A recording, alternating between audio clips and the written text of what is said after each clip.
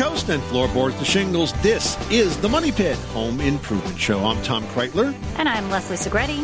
And we love to talk about home improvement, home maintenance, home renovation, home decorating. If you've got a project you'd like to take on, we'd love for you to reach out to us, and we will take it on together. The number here is 1-888-MONEY-PIT. That's 888-666-3974.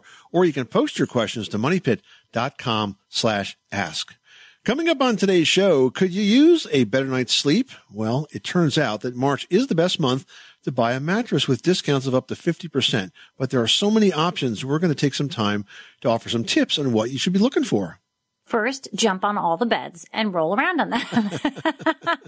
I really feel like you have to test those were the old out. days. That was like the way pre-pandemic days. And now these companies will ship the mattresses to you and let you keep them for like 90 days. And if you don't like it, they'll tell you to throw it away or tell you to donate it, and they'll just give you your money back. So it's become super competitive, but it's great for the consumer. I know, but yet you still see those commercials of that lady jumping onto the mattress, and they're like, try out this such and such. And you're like, yes, but it's not that way.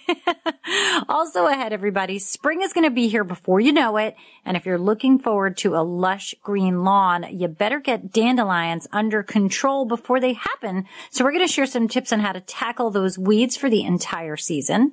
And as you look around your home, are you seeing some cracks, some holes, some nail pops in the walls that sort of take away from your otherwise well-maintained space? Well, we're going to share with you some tips on how to fix them yourself and how to fix them once so they don't come back again. It's one of those sort of groundhog projects that just comes back again and again and again. But we're going to show you how to do it once and be done with it.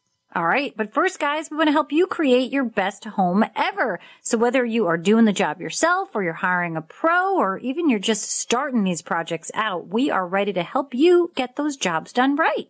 So your first job is to reach out to us with your questions. The number here is 1-888-MONEY-PIT. That's 888-666-3974. Or post your questions to moneypit.com/ask. Let's get to it. Leslie, who's first? Marla in Louisiana is on the line and has a question about a porch. What's going on? I have an old house built in 1910. It has about 22 columns on the porches, 2-story. And my question is, if I want to take in part of my porch downstairs and screen it in or just take it in and make a sunroom, how can I do that with those huge columns in the way, because they are not a perfect shape and they're round, and they have the big Corinthian beautiful caps on top. So how would I do that? Would I have to take the columns off and just box in the porch? Marla, that is a huge project. I mean, Leslie, if she says she has 22 columns on that house now. I mean, columns like that, they're not designed to be boxed in. Plus, I'm sure those columns are probably holding up a good portion of the roof. So to even disassemble and move them, you would need to support what's behind it. And if you were to kind of square them off, I think it would ruin the architectural view of the house right now. So I think the best thing for you to do is to talk with an architect and have them redesign the front of the house to get closer to what you want to do. This style does not lend itself to modification. I think it would be kind of odd to have a screened-in porch sort of shoved into a space that is covered by all those columns. What do you think, Leslie? I mean, the columns definitely are part of what makes that house the architectural style. So by changing that, you're definitely modifying the look of the house. And what else do you have to do to sort of accommodate that new look so it doesn't seem like a mishmash of styles? So I think there's a lot to be done there. It's just a matter of sticking with an architectural style you like and making sure that's consistent. And to do so, you definitely need an architect to help you along the way. Yeah, this is not an easy porch to enclose because you're completely changing the style of the house. So I think that's the best place for you to start. We've got Lewis from Pennsylvania on the line who's looking to replace a relic. What's going on? I was wondering about who makes the best reliable pilot-lighted gas water heater. I'd like to buy one of those. We had one years ago that was very good. It was a stainless steel with a stone lining. It lasted like 45 years or so, and I'd like to find something that would last a long time. Wow, 45 years. I mean, I don't think I've ever heard of a water heater that lasts 45 years, and I don't think you're going to find another one. Maybe you shouldn't have it last 46 years. Yeah, exactly. You mentioned a pilot light. I mean, frankly, the what you should be looking for today is a more efficient water heater that probably is going to have electric ignition. You don't necessarily need a pilot light anymore. And you're better off with electronic ignition because what's going to happen is that's going to heat up and light the burner when it needs to. With a standing pilot light, all these is going to get dirty and have to be cleaned and require more service. So if you want to use a tank water heater, I would look at the Rheem water heaters. Had very good success with those. You know, in the 20 years I spent as a home inspector, I got a sense as to which ones lasted and which ones didn't. And also, Rheem has a technology now that prevents leakage. If the water heater was ever to fail, it actually shuts the supply valve down automatically. The other thing you should definitely be looking at is a tankless water heater. We put one in our house about almost a year ago now, and I've just been super happy with it. Constant supply of hot water, never run out. Ours is a combi, which means it does the house heating through the radiators and the domestic as well. But if you have a hot air system, you could just use a tankless water heater. And you'll find that those units are probably going to go a good 20 years, I think. So I think those are your two options for upgrading that old relic of a water heater that you got now. And, you know, be so thankful that there hasn't been any issues all this time. Yeah. 45 years. I don't think that machine owes them a cent. Hey there. We hope you're enjoying this episode of our podcast. If you are, you know what would totally make our day is if you leave us a 5-star review on Apple Podcasts. Absolutely. Just go to moneypit.com/review and let the world know how much you enjoy our home improvement tips and tricks. And you might even win a copy of our book. Now we've got Sarah on the line who's got a question about a structural issue at home. What's going on? My husband and I are thinking about digging out some of our crawl space. So right now it's really shallow. It's more like a belly crawl space. And we're thinking about digging it down 3 or 4 feet. We have about 12 feet from the foundation wall to the center support wall. And there are no other supports that are in there at this time. So we're thinking about cutting into that center 4 feet and digging down about 4 or 5 feet, just so that working on items would be a little bit easier and getting around under the house would be a little simpler. But is there anything that we should be aware of, or is this something we should even attempt? I don't know. We just wanted your opinion. Hey, Sarah, you know, digging out that crawl space like you're suggesting would be a really bad move. And here's why.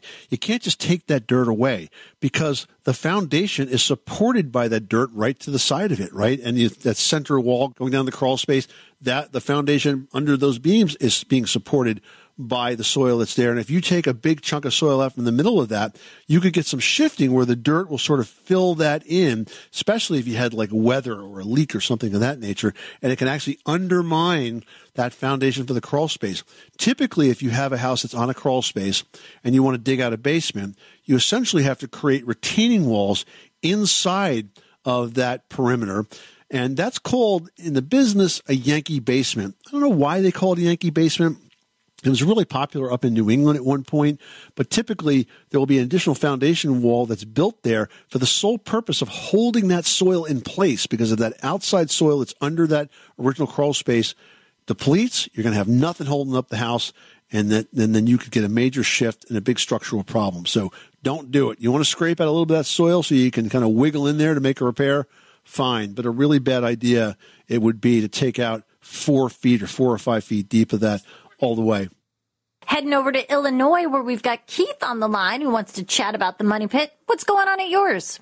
I'm calling about what issues I must understand when I turn the water back on to a house in which the water has been turned off for a little over a year.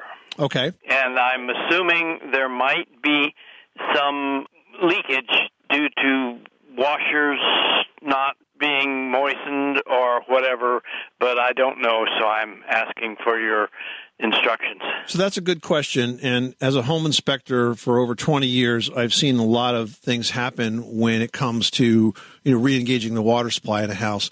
So here's what I would suggest. first of all, it would be very helpful if you had a couple of people to help you with this. But what you want to do is turn the water. First of all, make sure all of the faucets are turned off in the house, and then turn the water on. And the first thing you should hear is really the water sort of recharge the pipes and fill up the pipes. And it shouldn't continue to run and run and run if all the faucets are off. It's going to run a little bit because the toilets are going to fill, but it should pretty much fill pretty quickly. Once that water is on, then you go fixture by fixture and you run those faucets and you flush the toilets and you look under cabinets to see if there's leakage from the drains and that sort of thing. And if you work it carefully and systematically across the whole house, you should figure this out pretty quickly, whether or not you've got any serious leaks going on. If the water was drained when it was turned off, then you should not have any issues with pipes that froze and broke, but that's always an issue. But other than that, you should be able to turn it back on reliably and have it work. Yeah, you may have some faucets to fix or washers to fix or toilet flusher fill valves to change, but you just want to do it systematically. Turn every fixture off in the house, then open up the main and start looking, start listening, and start watching and see if you have any leaks. Anything serious, you turn it back off and then take it from there. Call a plumber. All right, Keith, good luck with that project. Thanks for calling us at 1-888-MONEY-PIT. Well, every month of the year has some kind of sale going on, but it turns out that March is the best month for you to go out and buy a new mattress. You can find discounts up to 50%. And let me tell you, if you haven't shopped for a mattress in a while, they are expensive. Like, when the heck did that happen? So here's what you should be looking for to get a good night's sleep. Now, according to Good Housekeeping, there are 3 common types of mattresses. First, you have the inner spring, the foam, and then the adjustable. Now, there's no one sort of right material to choose, but in general, if you're a side sleeper, you need a softer mattress. If you sleep on your stomach, you need a firm one. And back sleepers fall somewhere in between. Now, beyond the types of mattresses and firmness, you're going to need to think about a few other factors based on your needs. So, for example, if you prefer a firmer base, memory foam options have less spring and they're going to offer you more pressure relief. Now, to determine the quality, you need to look at the density and the thickness of the foam, which is going to determine how deep you'll sink into that mattress. Now, if you happen to sleep on your side, you're going to want a surface that's going to support your body weight, but also conform to your shape. And for that, inner springs may have more pressure relief than some foam or latex mattresses. But a soft foam mattress or one with built-in pressure relief points around the shoulders and the hips, those work really well for side sleepers too. So you kind of have to think about, like, how do I sleep? Where do I need support? And then look at those solutions. Now, if you can't decide what matters most, some savvy manufacturers actually make what they call a hybrid style mattress. And that combines the buoyancy of an inner spring core with the motion isolation of memory foam. It's kind of a best of both worlds option that can satisfy many partner disputes and sleeping styles. Because that's where I would fall on this. Like, what if you and your partner have different sleeping styles? One's a stomach sleeper and one's a side sleeper and so on and so forth. Sounds like the hybrid might be the hot ticket. All right, now we're going to head to New Orleans, where we've got Brennan on the line, who's dealing with a structural image or two at his brand new home. Well, new home for him, first-time homeowner. What's going on? All right, so it's a raised house, kind of typical New Orleans construction, solid concrete piers, and we bought the house knowing that there was a noticeable sag in the middle. The home inspections, didn't say that it was any other really untoward problems, and it was kind of factored into the cost. I've had a shoring company with a lot of experience in New Orleans come and basically shim it with cement planks and cement blocks, and they really brought up the middle about 3 inches, got it pretty level. Wow. The question I had was, they recommended getting a lot of sand underneath the house to prevent further erosion. You can see in the middle they had a plumbing issue years back that led to a big washout out the center, which caused the main sag to drop. So now I'm wondering, a big drop. Now I'm wondering, should I get buckets and loads of sand under there? Is there issues and reasons why that would be a problem or not? I don't understand why they're recommending that. That's not, your problem is not erosion. Your problem is settlement of the footing holding up that center pier. And yes, if you had a major leak there, that would weaken the soil under the pier and it can make the building move. It's encouraging that they were able to restore this home to level, and that, the best of your knowledge, has it sunken any further since then, or has it remained pretty much where they left it? It's pretty much where they left it. It's only been a few weeks, so that people, I'm kind of just waiting and seeing. But they've, right. I feel like they're pretty reputable. I've gotten a lot of other companies to basically say the same right. thing, that the piers were strong. They didn't need to be replaced, just sort of reshifted. Now, you can look at them and see, obviously, that they had moved. Right. And I had questioned with the sand or the dirt how to prevent it from moving in the future. I mean, the best way to prevent it from moving from the future is to make sure water's the enemy here. If you get a lot of water in there, that's what's going to weaken the soil. It's just like this. I mean, if you think about it, if you're walking across a dirt field and it's a dry, sunny day, you may get some dust, but you don't sink into the dirt, right? But if it gets a really good rainstorm, you sink in. Yeah. What's the difference? Wet dirt doesn't hold your weight like dry dirt does. Same thing with a house. If it gets wet under that footing, it's going to shift. And if you had a major plumbing issue that forced a lot of water in there, that would make perfect sense. It would disturb the soil, and then over the next several years, it probably moved and sagged like that. I don't understand, though, why are they recommending the sand? The only other thing that you might do in a crawl space is you may put plastic sheeting over it, and the reason you do that across the soil floor or the sand floor that's there, the only reason you do that is to reduce the amount of moisture that will evaporate up from the ground and potentially get into your insulation, which makes the insulation a little more efficient. But in terms of adding more sand, I don't see what the reason is. Yeah, I think more, if anything, we get a lot of rain here. Sometimes we get very heavy rain. And I'm going to wait and see if it does look like it's washing out, maybe. But I would be more interested. It doesn't have gutters. This is a house from the 50s with gutters, and I thought it might be better to keep gutters. Now, that's a good investment. Yeah, that's a good investment. If you don't have gutters, all these problems are water management problems, and by managing that water and getting away from the house. So, yeah, definitely put in gutters on all sides of the house, and make sure that the downspouts, most gutter companies will drop those out about 6 inches or a foot. Make sure they're extended out a good 3 or 4 feet, so you're moving that water away from the foundation. The less water that collects around the outside like that, the better off you're going to be. It's going to protect the foundation from shifting. You'll have less moisture and humidity inside that will get into the insulation. Great. That's a reassuring nod of what I thought might be a better idea than sand. All right. Well, good luck with that project. That's very exciting, your first house. And call us anytime you have a question. Okay. Thank you very much. Spin your passion into a business with Shopify and break sales records with the world's best converting checkout. Let's hear that one more time. The world's best converting checkout. Shopify's legendary checkout makes it easier for customers to shop on your website, across social media, and everywhere in between. Now that's music to your ears. Any way you spin it, you can be a smash hit with Shopify. Start your $1 a month trial today at shopify.com/records.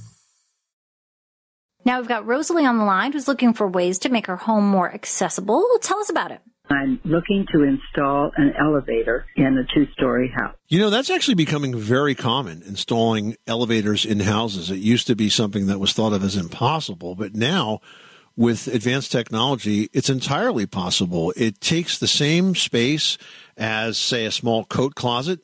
It operates, you're not going to have 5 people in it. It operates designed for a single person or maybe a person and an aide. I would make sure it's big enough for a wheelchair, because that could happen in your future. And you just got to block out the space for it. So the first question is, where do you want to put it? And, do you have access to this first floor of the elevator without having to go up basically the landing of the elevator without having to go up any steps, or make sure there's a ramp there? And then you need to carve out the space for it for the 2 stories or however number of stories you're going to have for this. And it can be installed. I actually helped my cousin who had an elevator put in his house. He was impacted by a very severe hurricane in the Northeast and lost a good part of his house. And when he rebuilt, he planned in an elevator space. And the only issue we had was that it was basically accessible from ground level. And there was a small pit underneath of it for, some of the controls and I guess the springs or the motors or whatever. And that pit used to fill with water. It was something that he hadn't thought about, but being in the shore, I guess that was something they probably should have, or at least his architect should have told him. So we designed a pump and helped him install a pump and found one that fit perfectly underneath the elevator to keep that pit dry. But I'm telling you, it's a tried and true technology today, and there's no reason you can't do it. All right, I hope that helps you out and gets you around the house a little bit easier. Spring is going to be here before you know it, and we all love a lush green lawn. But sometimes what's green isn't exactly grass, nor is it very lush. In fact, those weeds can destroy a lawn and remove any chance of turning your backyard into a perfect putting spot. Yeah, that's right. But when you consider that just one dandelion plant, one plant, can make up to 15,000 weed seeds, it's a wonder that any of us can win the battle against these green invaders. So to help, we're going to share a few tips on how to rid both our lives and our lawns from weeds. And the first one is to know that the best way to control dandelions and other weeds in your yard is to grow a thick and vigorous lawn. Dense grass crowds out the weeds and also blocks the sunlight that their seeds need to germinate. However, it's not always the easiest thing to do because lawn weeds fall under three broad categories: unwanted grasses, grass-like plants that are called sedges, and broadleaf plants. And to get rid of them, you need to identify the type of weed and then target the specific type. All right, so what exactly is the best solution? Well, no single herbicide or weeding technique or lawn care tactic is going to work against every single type of weed, and how you attack the weeds in your lawn really depends on what you have. Now, if you're looking for some non-pesticide options, a weed barrier is definitely a better solution. Another option is to get a covering on the ground that's going to compete with the weeds, and a thicker grass is going to crowd out those weeds because it's going to block the sunlight. So you kind of have to think creatively about how you attack these weeds when you don't want to go with pesticide. Well, you got a little time right now to do your research and think through it. But what we're saying is that you got to do it soon, because if you don't get ahead of this before spring really starts to set in, you're going to be dealing with these dandelions for the whole season. We've got Larry on the line who's given us a call back. We're continuing some help on a project. What's going on? I called you a while back about a brand new house with major problems. Well, I took your advice, and I actually had hired an electrician and a contractor, a plumbing contractor. Then I got a home inspection, and all three agreed on the same things. Now we're going to court. Oh, that's too bad. So this is a brand new house? Yeah, we've been in it 4 months. But it was built from scratch, huh? Yeah, it was built from scratch, and just, we had to repaint the house top to bottom. That was the biggest thing, and there was just a lot of stuff. The furnace wasn't put in right. We've just fixed that. We've got a lot of stuff, a lot of small stuff, but I'm getting too much pushback from the contractor, so I had to go the other direction. Wow, that's terrible. Boy, a brand new house like that, everything should be perfect, right? By the way, did you happen to talk to the local building officials about all these problems? Because, a lot of the stuff that you're talking about may not have been in code. The thing where I live in Vermont, there really isn't a lot of inspections, hardly at all. You had mentioned a warranty. We didn't have a warranty on the house. There was nothing ever mentioned. And I actually went to the bank, and they, whoever the mortgage to in the bank said, well, there's nothing we can do about it. Right. No, they can't. Nope. Exactly. Well, I'm sorry to hear about that, Larry, and I'm glad we're able to give you some tips to get you moving in the right direction. You're just going to have to resign yourself to the fact that it's going to be a long process, but hopefully you'll get some satisfaction out of it. And I'm glad that you got to the bottom of it by bringing in the right professionals. Yeah, I did use one of your products, though, and it works great. Oh, yeah? Which one was that? Well, I put in we have a mailbox, and I use that foam where you dig the hole and pour the foam in. You talking about Quikrete? Yeah. Yeah, Quikrete in the red bag. Yeah, you pour it in dry, and then you water the hole? Yep, it works great. I know, right? Yeah, everybody thought I was crazy. I said, no, it works great. That's a good trick. If you want to set a fence post or you want to set a basketball pole or anything like that, you can just dig the hole, brace it in place, pour the dry concrete around it, the Quikrete mix in the red bag, and then literally water the hole and walk away. And a few hours later, it's rock solid. But I just want to thank you for help me point me in the right, because I had to look to find a certified inspector around here. Yep. So I just want to say thanks. Well, you're welcome, Larry, and good luck, and keep us posted. Yep. Bye-bye. Now we're taking a call from Luann, who's dealing with a flooring issue. What's going on? Well, I had a hallway carpet when I moved here, but my cat got sick. Uh-oh. And he started peeing, all over the carpet. Okay. So I removed the carpet. Mm-hmm.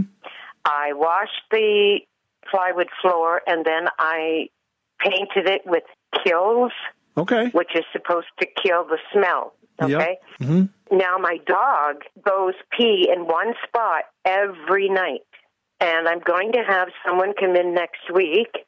They're putting down the, that plastic or whatever they put underneath, and I'm getting hardwood. Okay. So you're kind of a glutton for punishment here. You keep improving the floors, and the pets keep ruining them on you. Here's what I would do. I would take up the old floor, and I would prime the subfloor again, just because this is the time to do that. Okay. You did it right the first time.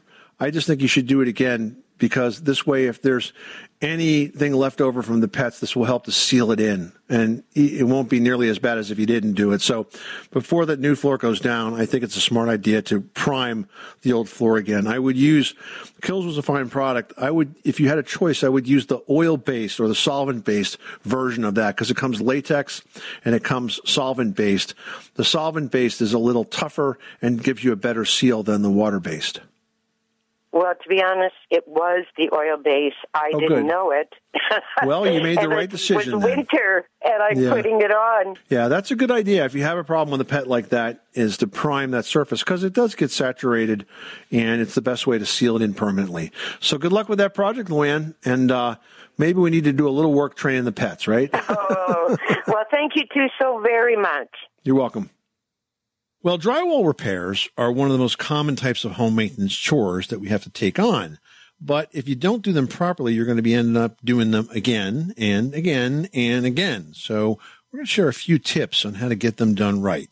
Now, the three most common types of repairs needed are nail pops, holes, and cracks. And DIYers that take on these projects often find themselves doing them over and over and over again because the cracks or the holes keep coming back. Pros get them right the first time because they utilize some very key tricks. Now, first, let's talk about those nail pops. These result from a nail that has loosened and then started to back out of the drywall, but tapping back in that nail isn't going to be enough to prevent a repeat. Instead, pros are going to add an additional fastener on top of the loose one that's going to secure that first loose one in place, and then spackle and sand to make the entire repair virtually invisible. Yeah, you just overlap the heads of the nails and you're good to go. Now, repairing a wall or ceiling crack is definitely another tricky job. And the best way to fix a wall or ceiling crack is to use a strong perforated drywall tape. This type has like large squares and almost looks like netting. And what you want to do is apply the tape first to bridge the gap across the crack.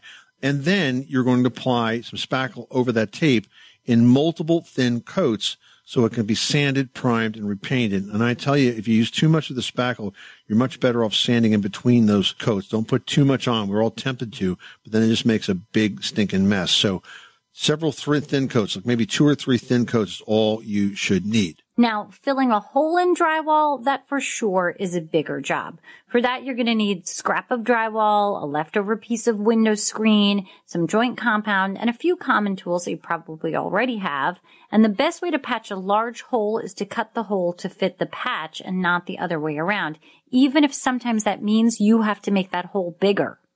Now, for smaller holes, here's another trick. You can use a piece of window screening, and you can lay that right over the hole and then sort of spackle it in place. In either case, you'll apply, once again, 2 or 3 thin coats of spackle, and once it's all dry, then you can prime it and paint it. Don't skip the priming step, or you will definitely see the repair through the finished paint. So do it right, do it once, and you definitely won't have to do it again.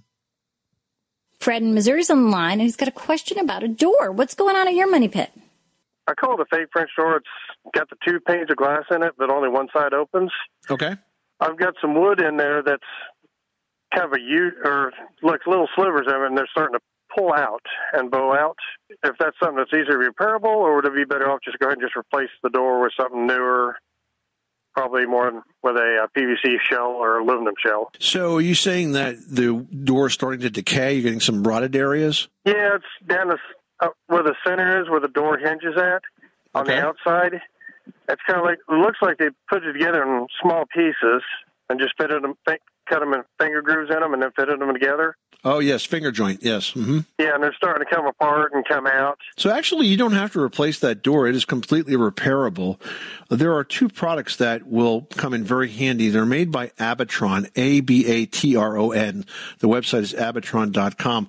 The first one's called Liquid Wood, and it's a deep penetrating wood consolidant that basically regenerates the structure of that wood and makes it very, very sturdy, especially if it's rotted or dried out. And then if you've actually lost wood in there, and because it is so decayed, it's sort of fallen away, then there's a product called Wood Epox. And that's really interesting stuff because it's two parts, you mix it together, and it hardens, and then you can work it like regular wood, which means you could stain it or you could paint it. So I think you could avoid a very expensive replacement of that entire door just by repairing it with those products from Abatron. Okay. Well, I'll have to look that up and check them out. All right. Good luck with that project. Yep. Thank you. You guys take care. Liz wrote into Team Money Pit and says, my walls are stuccoed with some sort of joint compound to give them a texture and hide those imperfections. I went to go paint it and the paint just started peeling off in huge chunks. I hate the texture. Is there any way to remove it and get back to a flat wall surface? You know, of all the people we talked to over the years, Leslie, what do you think people hate the most? Is it a popcorn ceiling or is it a textured wall? I mean, those are on the list of the most disliked building features, don't you think? Can we say that they're tied for first? I mean, they're both pretty terrible, but also you have to understand that sometimes those textured walls are very indicative of an architectural style or a location in the United States that's just more common to have those stuccoed walls, and they're not always offensive to everybody. They're kind of architecturally correct, you know? I have to go with the popcorn, though, because that's just a lot harder to get rid of, and it tends to trap dirt, and it's harder to paint. But anyway, so look, you want to get rid of this stuff. It sounds like you already have a situation where it's loose, and so I would continue to try to remove as much of the loose textured surface as you can. It might be that the seam between the texture material and the paint has failed, and if that's the case, you may be able just to remove that.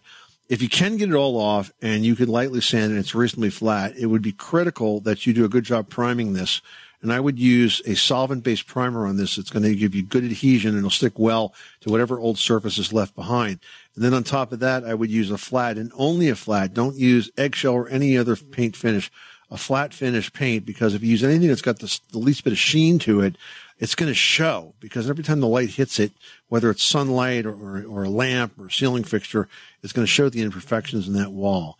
And if you can't get rid of it, if it's on there so tight in spots that you can't get rid of it, the only two options are really to retexture it, or you could drywall on top of it, start again. You could use a thin drywall, like a 3/8 inch drywall, and put it on top of the old walls and start clean. That's pretty much where you're at. So I hope that helps you out and that it's easier than that. But now you know the full scope of possibilities.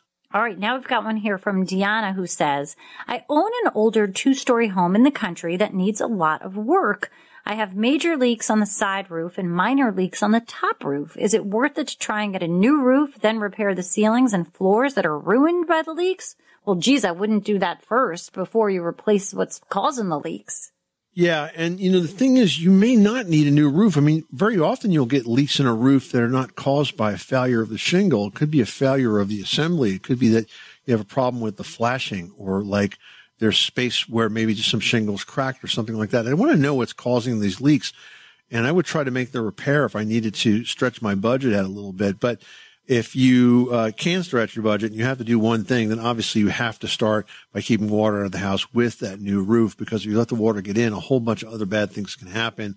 You can get decay, you can get mold, you can get termites and so on, and you really don't want to put any money into fixing up the inside while the roof is still leaking. So that's where you start. But just because it's leaking doesn't mean you need a new roof. I would get an honest contractor to take a look at it for you and figure out exactly why it's leaking, what's happened to the roof assembly, and see if that can be fixed to buy you some time.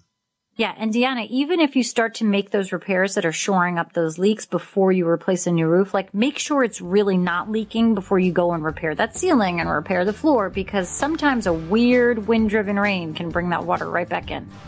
You are listening to the Money Pit Home Improvement Show, on air and online at moneypit.com. Thank you so much for spending this part of your weekend with us. If you've got a question about a project you'd like to do, remember, you can reach us 24/7 at moneypit.com. Until then, I'm Tom Kreitler.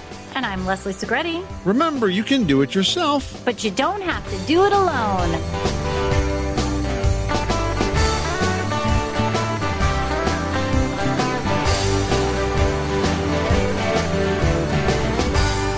You live in a money pit. Everybody in your crew identifies as either Big Mac Burger, McNuggets, or McCrispy Sandwich. But you're the Filet-O-Fish Sandwich all day. That crispy fish, that savory tartar sauce, that melty cheese, that pillowy bun. Yeah, you get it. Every time. And if you love the Filet-O-Fish, right now you can catch 2 of the classics you love for just $6. Limited time only. Price and participation may vary. Cannot be combined with any other offer. Single item at regular price. Ba-da-ba-ba-ba.